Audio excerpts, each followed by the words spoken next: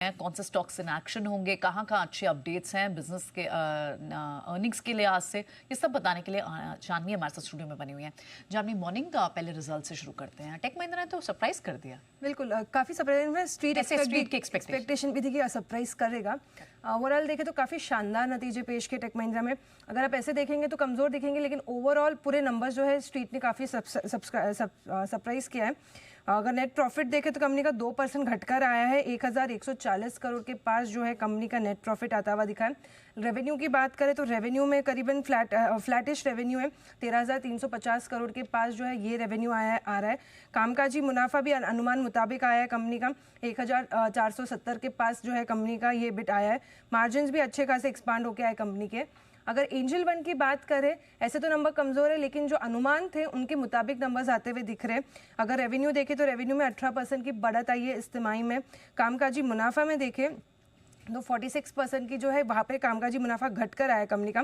274 करोड़ के ऊपर आता हुआ दिख रहा है, अनुमान मुताबिक है ये भी।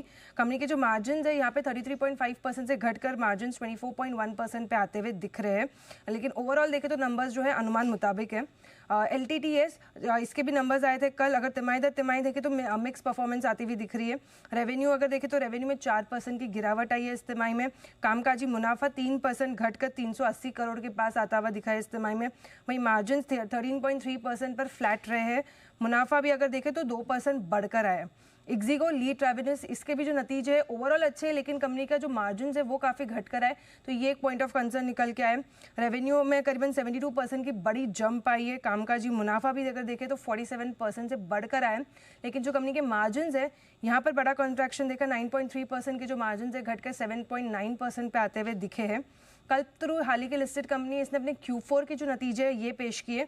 काफ़ी ख़राब नंबर्स आते हुए दिख रहे हैं कंपनी के, क्योंकि कंपनी कामकाजी लेवल पे लॉस में आ चुकी है। पिछले साल के 7.7 करोड़ के कामकाजी मुनाफे के सामने इस तिमाही में कंपनी ने 19.7 का कामकाजी घाटा दर्ज किया है, तो यहाँ पर एक नज़र आती हुई दिखेगी। GMR एयरपोर्ट्स पर भी एक नज़र है, क्योंकि इन्होंने जून का जो अपना बिजनेस अपडेट है वो जारी किया है, जिसमें जो जून का जो पैसेंजर ट्रैफिक है वो करीबन 1% बढ़कर आया है। और अगर पूरे Q1 के पैसेंजर ट्रैफिक की बात करें तो यहाँ पे लगभग 3.3% की जो है वो बढ़त आती हुई दिखी है।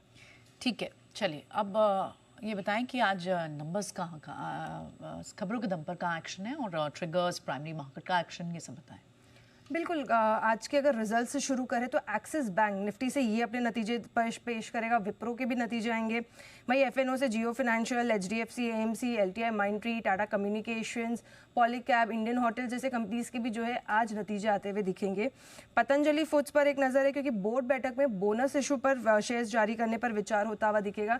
वही आइनॉक्स विंड और साउथ इंडियन बैंक दोनों की ही बोर्ड बैठक होगी फंड रेजिंग पे विचार करने के लिए। महिंद्रा लॉजिस्टिक्स बोर्ड बैठक में राइट्स इशू के टर्म्स पर विचार करेगी कंपनी, क्योंकि 750 करोड़ के राइट्स इशू को मंजूरी दे दी थी कंपनी ने। स्मार्ट वर्क कोवर्किंग सिस्टम्स, इसका जो IPO है उसकी आज लिस्टिंग होगी। टोटल सब्सक्रिप्शन देखें तो 13 गुना जो है ये IPO सब्सक्राइब होता हुआ दिखा था। ग्लोबल हिसाब से देखें तो यूरोप का CPI का आंकड़ा है और US का रिटेल सेल्स का डेटा आएगा जून महीने का।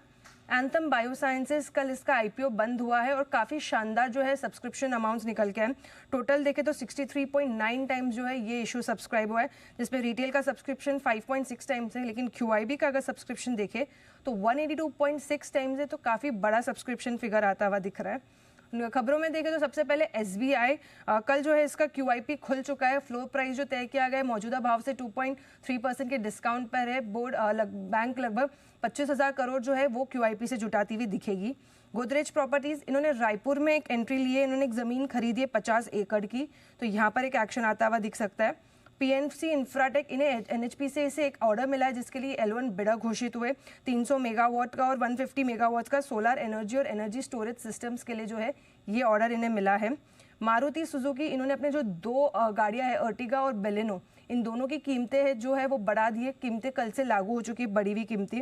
अर्टिगा की जो कीमत है लगभग 1.5% से बढ़ा दी है कंपनी ने।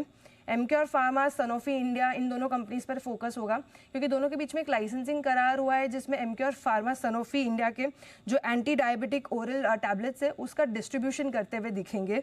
हिंदुस्तान जिंक, माइन मिनिस्ट्री से इन्हें एक नया LOA मिला है, जिसमें राजस्थान में एक जो पोटैश माइन है उसके लिए ये LOA मिलता हुआ दिखा है। रिलायंस पावर बोर्ड बैठक में इक्विटी शेयर जारी करने के लिए करीबन 6000 करोड़ की इक्विटी शेयर जारी करने के लिए मंजूरी मिल चुकी है। 3000 करोड़ के एनसीडीज जारी करने के लिए भी मंजूरी मिली है।